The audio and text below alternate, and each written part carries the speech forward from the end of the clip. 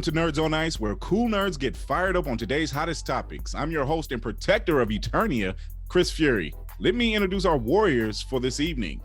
Sleepy Lisa is the artist and owner of Sleepy Robot 13. If you've watched the CDS show before, you may have seen our adorable mascot, Sam, the nerdy little robot. Well, this is her mama. This is their mama. She's an avid vinyl toy collector, Sega Genesis game enthusiast, and shameless adult K-pop fan. You can see more if you go find Sleepy Robot 13 on Instagram. Jared is a former Mr. Cleveland All-Star who just enjoys being ridiculous on stage and taking his clothes off. He's known as the shortest drag king in Cleveland, but his personality is a lot bigger than he is when he's not performing. He's usually hiding in the kitchen, making pancakes or pretending to work out.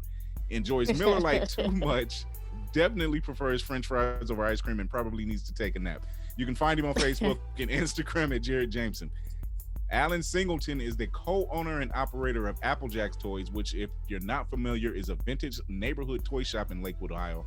They have collectibles from the 1960s all the way to 2000s, but he loves the 80s. Like Applejack Toys on Jack's Toys on Facebook, and if you want to join a fun toy collectible group that Alan is also a member of, check out the Northeast Ohio Toy Collectible Club, or NEOTAC for short.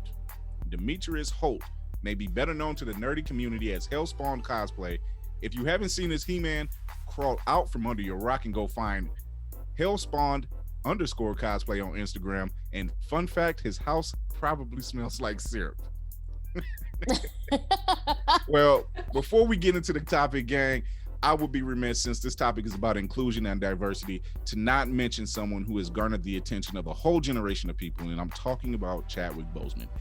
From his portrayal of Jackie Robinson, James Brown, Thurgood Marshall, and most recently his Marvel Comics Black Panther, Chadwick Boseman portrayed characters from whom always fought for inclusion and equality in front and behind the camera. He truly was a beacon of hope, as well as a true king, a warrior, and a hero to millions around the world. We lost him way too soon.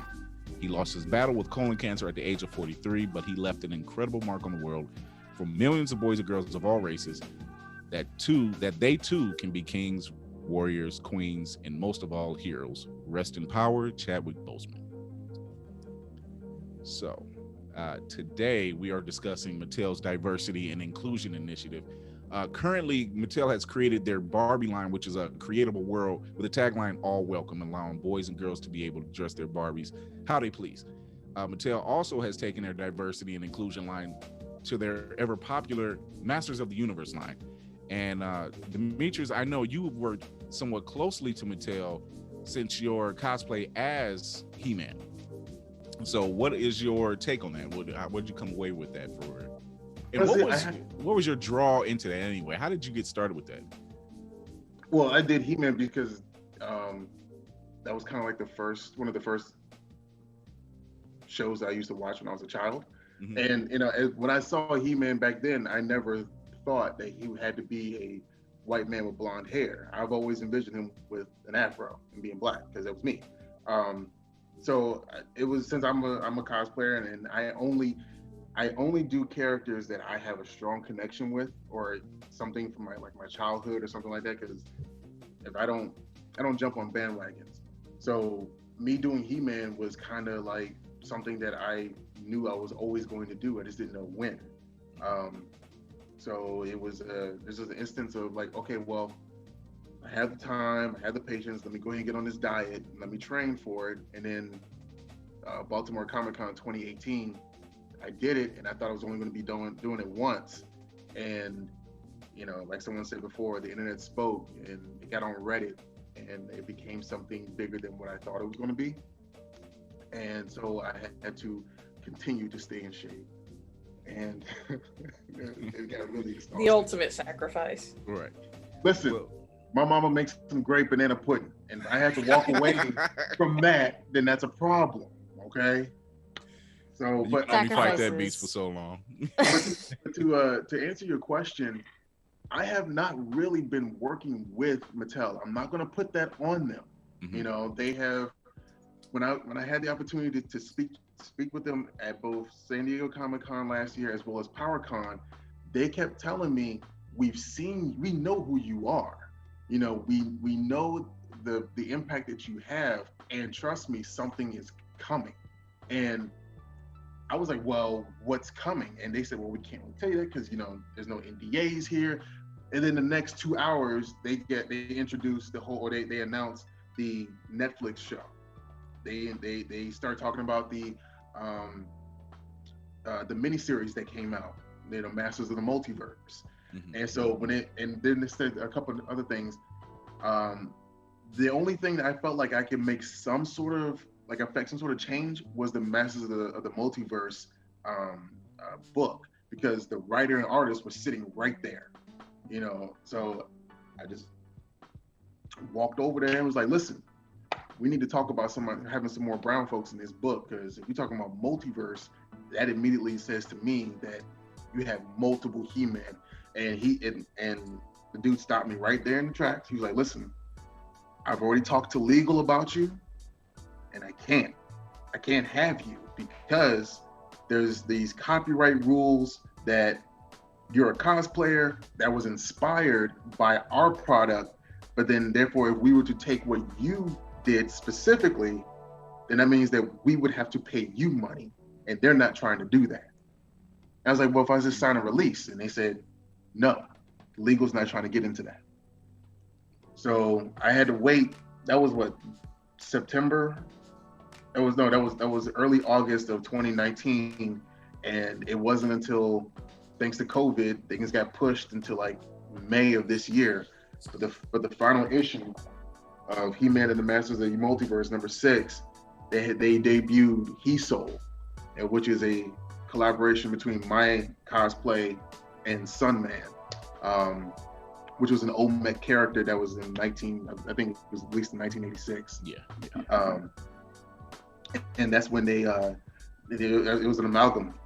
And now he won't publicly say my cosplay because, again, copyright. Yeah. But I don't know if you can tell, but these are screenshots from the conversation that I had with the man. I'm not gonna say his name. Fuck him.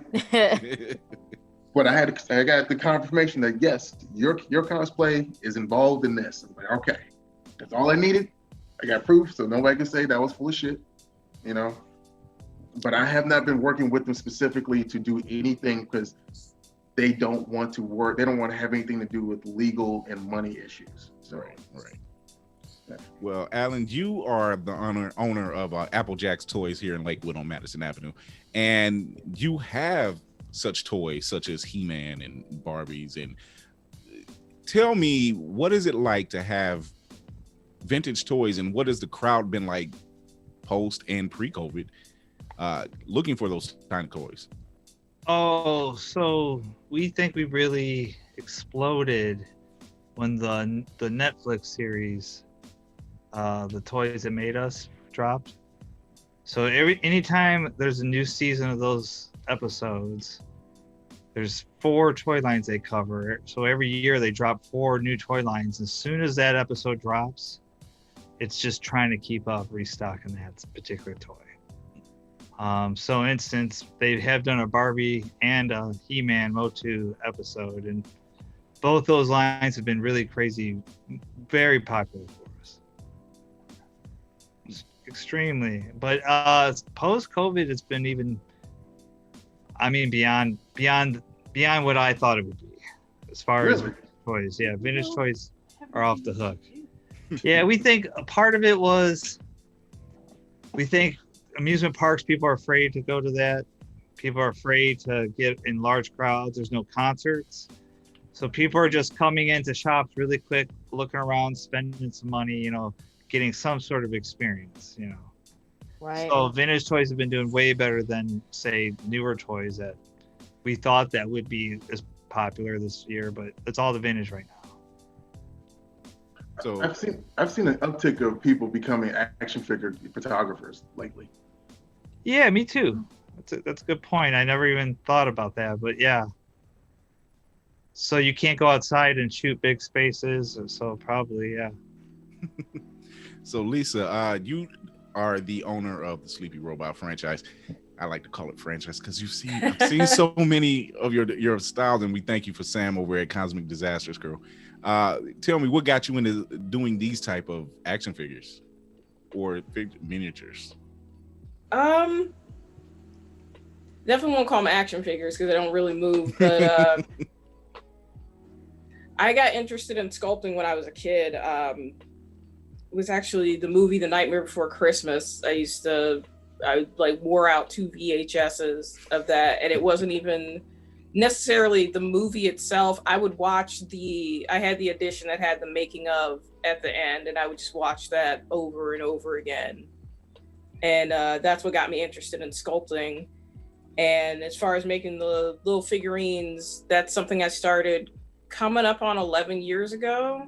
After I got laid off from a large company. I will not say the name, but they were a company that got heavily involved in some embezzlement scandals and had to lay off 300 people nationwide. That sounds very Trump-esque. So that was something I started doing just in the meantime where I was looking for another job, and then it kind of picked up real quick. And one of my friends was just like, why don't you just do this? And I'm like, well, this isn't a job. And she's like, are you paying your rent? I'm like, yeah. She's like, then it's a job. So 11 years later, here I am. Mm-hmm. Jared, so you're the drag king and probably the shortest one of Cleveland. I do not say the drag king. We have quite a few talented drag kings and entertainers in Cleveland, so I was just lucky enough to be asked to be here tonight. So tell me, what got you into this, and what is the draw? What is the drawback for you, or what's the draw for you into drag king? Yeah. So I was actually raised in just drama, not in a bad way, but like I was all about entertainment. I come from a very talented family. I'm actually a twin, and she's the prettier one, and she's more talented than I am. And I knew pretty early on I was never going to be like an actor. She was the actor, and you can't cast twins. You can't do it. It's like, two people on stage who look the same. You can't do it. So I saw a drag king.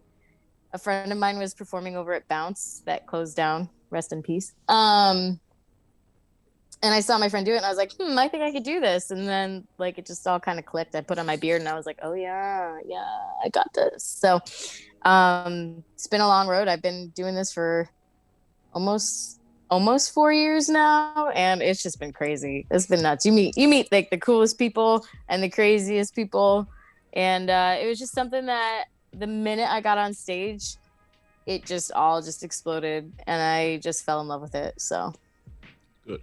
Demetrius, you run a very strong platform that deals with inclusion and diversity, and just in pop culture alone. What made you take that? I don't want to say it's a battle, but what made you want to take that road and bring that to light? And I'm pretty sure I know the answer, but for those who's listening and watching, what brought you to that particular platform to do that? I'm not sure if you know that answer. Oh, called out. Like, I don't think you know this one. But no, I had a friend several years ago who asked me, what are you doing with this? What good are you doing? Like, you're taking a bunch of pictures, you're having fun, but are you affecting any change? Are you doing anything special? And I really didn't know how to answer that question then. But it wasn't until Black Panther came out when I started seeing, the little black boys, little black girls point to a one sheet that said, "That's me." And I saw how special that was, because I'm 36. I came up when, Boys in the Hood, New Jack City, like those were the movies that were telling the Black experience from a certain perspective, were always coming out. Right. So I didn't want, I could not really say there was really any kind of Black figures other than maybe Dolomite, and I didn't even know the story about Dolomite until this year because of that movie that came out on Netflix. Yeah.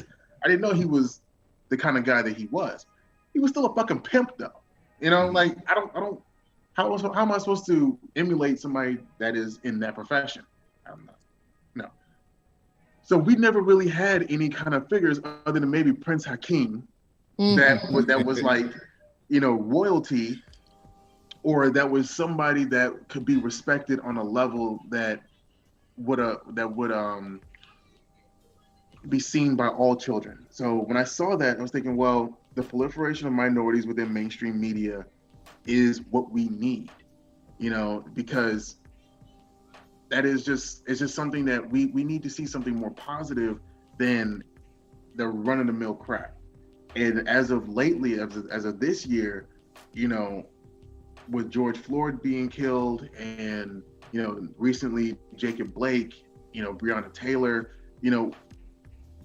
it's becoming even more apparent that there are a lot of bitch-ass cops out here that are afraid of Black faces because they are indoctrinated with propaganda from their youth that was from like the original Birth of the Nation type shit, where they have to save their white princesses from the Mandingo warriors come to dick them down, and it's just it's stupid. It's true. But see, if we're to hopefully curtail the number of deaths of brown and Black faces at the hands of the police, then it has to start somewhere, and it has to start not at talking to the police, not at talking to people in schools. It's got to start at the fucking childhood. And that's why and how I kind of did drill down to Mattel. Mattel has the unique influence over millions of children, to, excuse me, it's not COVID. So, but they have got the unique influence and the reach on millions of children, not just across the country, but across the world, right?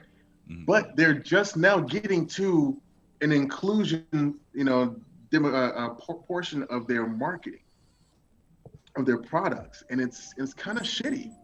You've got all these Black and brown faces that are running around talking about, I have the power since 1984, and yet you're just now acknowledging that we exist.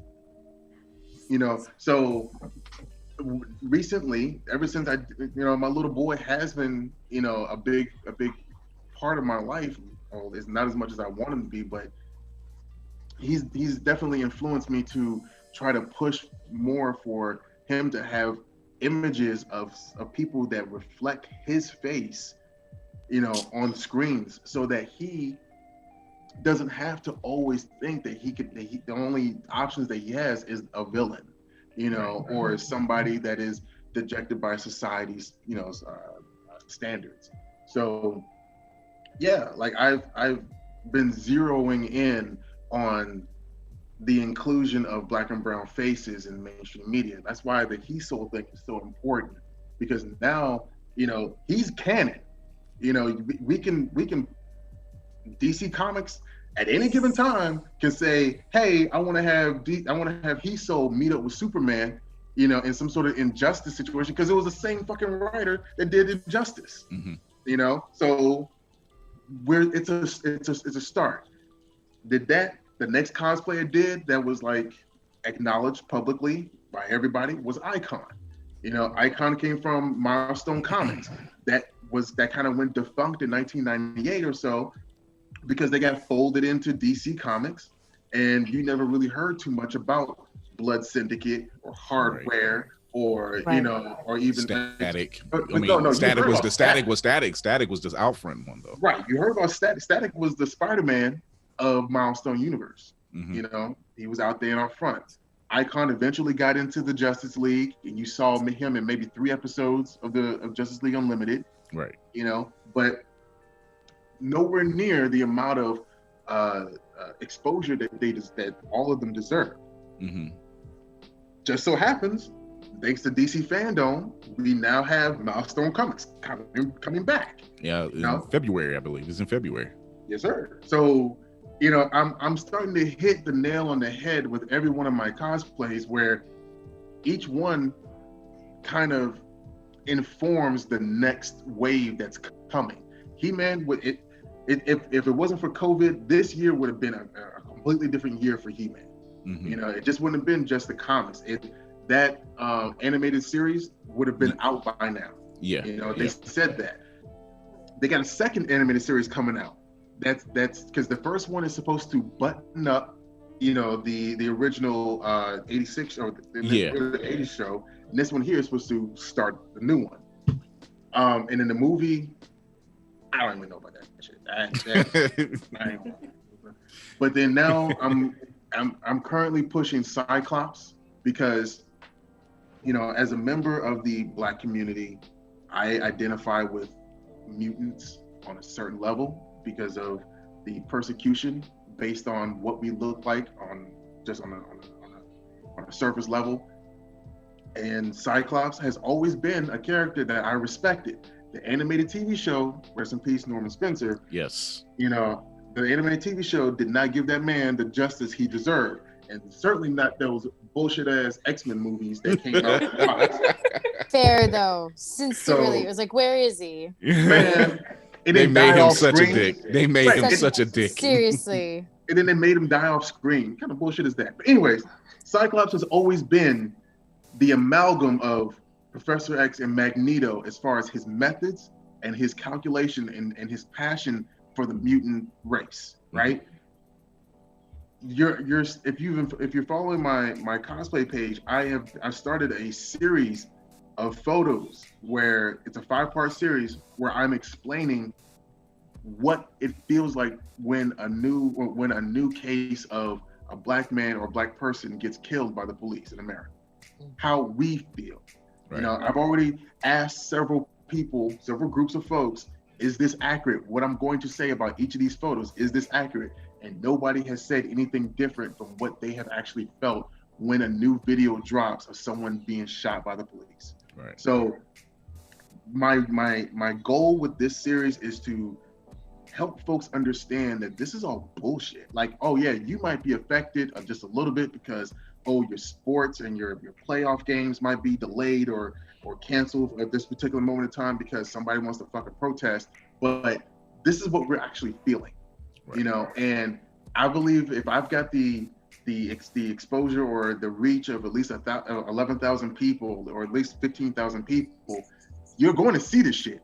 Mm-hmm. You're gonna maybe you might scroll by it, you might not like it, but you're going to see it. And because it needs to be in front of your eyes to know how much pain we're in every single time one of us gets killed. Right now, the only reason I'm even getting emotional at this point is because I just recently had an issue where my little boy was in my arms and that got the police called on me, and there's no way of knowing how that shit's gonna go. And Jacob Blake is a perfect example of that shit because right in front of his kids. And you can't forget that shit. You can't sleep it away. You can't. And it's not even you, it's your little boy. Right. And if people don't understand where we're coming from, then maybe they can't empathize. They can't make the change. They can't tell their friends, hey, that statement that you said is a little too racist. You can delete that shit. I'm trying to give folks the opportunity to understand something from a different perspective in a different medium, because it doesn't come through cosplay all too often. And what I'm doing here, hopefully, is going to make somebody change their mind. Right. I think what's been happening as of late, which is too late in my opinion, the whole equality, inclusion, the whole just noticing what's going on in just not just the pop culture field, but just in reality, period. And D.L. Hughley just said it the other day. He said there was a elderly white man screaming in pain in his backyard, and he didn't know who it was. And too many times have you heard a situation where the person is calling the police, and here they're being accosted or accosted by the police, and it's not even them. You're after the wrong party. Demetrius, I know the pain you're feeling. I know exactly what you're coming from. Lisa, I don't know if you've had any kind of experiences with that type of equality in the pop culture world. I don't know if you've had any type of those issues where you felt slighted. Often. In the art world, I've done like a couple gallery shows here and there, and myself, one of my close friends who is a director, works in the film world a lot. One of the things we discuss constantly is you talk so well for a Black person, or you speak so well. That is a common thing, and it's hard to break that down to someone that's not a person of color, that's not a compliment. And right. I've tried to politely have that conversation with many a person, and I realized that there is, just on a basic level, no way for them to really ever actually fully understand that and why that's not a compliment. And I've had people argue that with me, that if someone said that to them, that they'd be perfectly fine with it. But also out in the fringe outside world of like pop culture and whatnot, like I mentioned, I'm an adult K-pop fan. I was running a K-pop YouTube channel for about 5 years that I ended recently and started a new channel, just still same realm, but focusing on a different aspect of it. But you get a lot of people that I would get racist comments daily.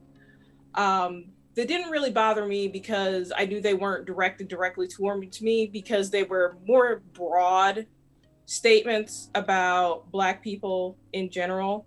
But it was mostly along the lines of, oh, you know, this music, this isn't for you. Mm-hmm.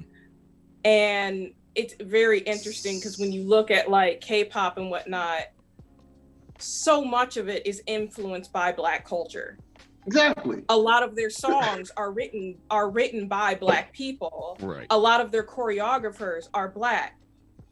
And even a lot of the artists themselves, they mention that they are influenced by Black rappers and singers and songwriters and whatnot. But it's still, we're not supposed to be openly a part of that.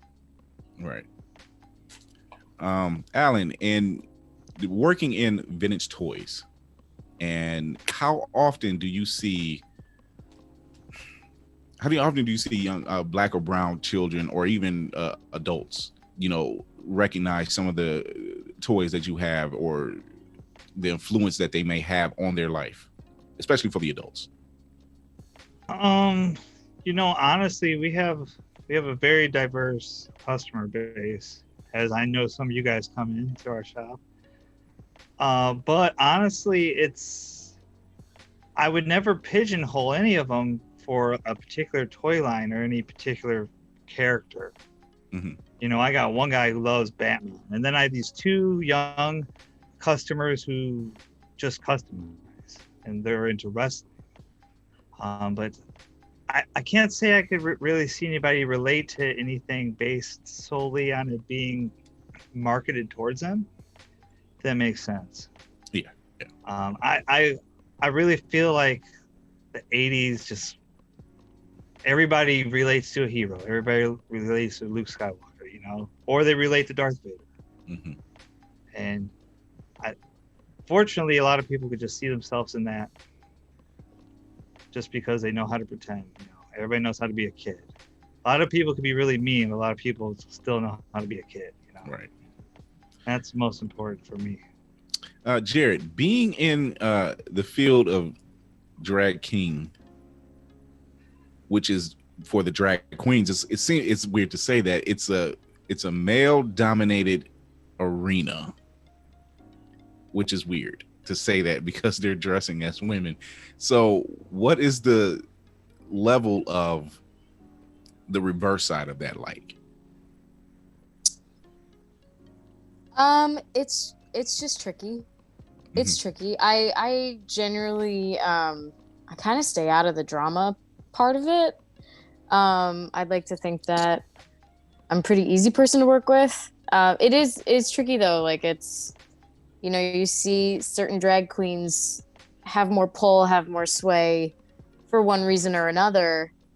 And, as someone who is assigned female at birth and then dealing with that kind of diversity, it's interesting to know how to navigate that. And frankly, the minute it gets sticky, I just kind of step back and I'm like, you know what? I'm not even going to deal with this. It's very hard.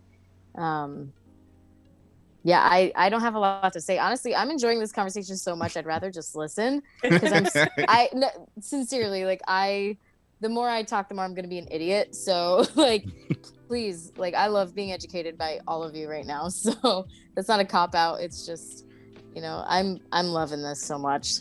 We're getting ready to wind down, but I think, and I think Demetrius probably knows where I'm coming from, but when we're seeing shows such as Watchmen starring Regina King and now Lovecraft Country, the conversation that was always being had is why couldn't our people be the lead or be the hero or be the lead in the sci-fi film or be the lead in the superhero film or be the lead in a horror film? And it's more and more becoming more apparent.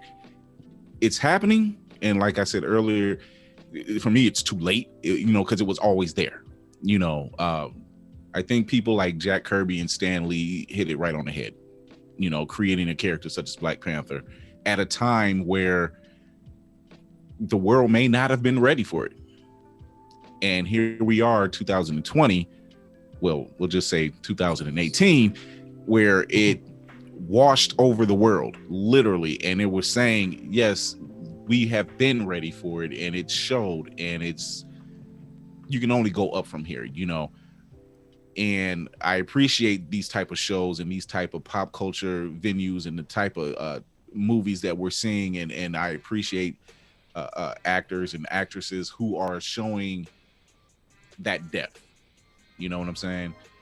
And that they're, reaching out, people like Demetrius, people like Smoke, who are being fixtures in that world and saying, hey, we're here too. And, I can speak from the cosplayer point of view, and I've seen the horror stories, and it's, for brown and Black and for women, it's horrible. But I think there is the bigger support system. The support system is much, much bigger, saying that no, it's okay. It's not just okay, but they can do whatever they like. Jared, you're dressing as you're a female dressing as a guy. Demetrius, you're playing He-Man, but you're Black. You put your own spin on it, and that's beautiful. I love it. It's putting that out there, saying that this is the platform, and like you're doing, Demetrius, you're using that platform to bring more awareness to it. And I commend you, brother. Keep going. I got you back. Right. And so I commend you guys for stepping into that field and stepping on. But once again, I hate to cut this short, but this is the end of our show. I want to thank our guests for coming on to Nerds on Ice. And if you want to see or hear past episodes of Nerds on Ice, follow Circle of Nerds on all social media platforms, as well as anywhere you hear podcasts. Tune in next Wednesday for the Comic Disasters crew as we talk about the film that almost destroyed a franchise, the 1987 film Masters of the Universe, starring Dolph Lundgren and Frank Langella. Until next time, remember to educate yourself and others, entertain yourself and others, and most of all, empower yourself and others. Tune in next week as we discuss the latest hot topic and with more cool nerds. Until then, Chris Fury, out.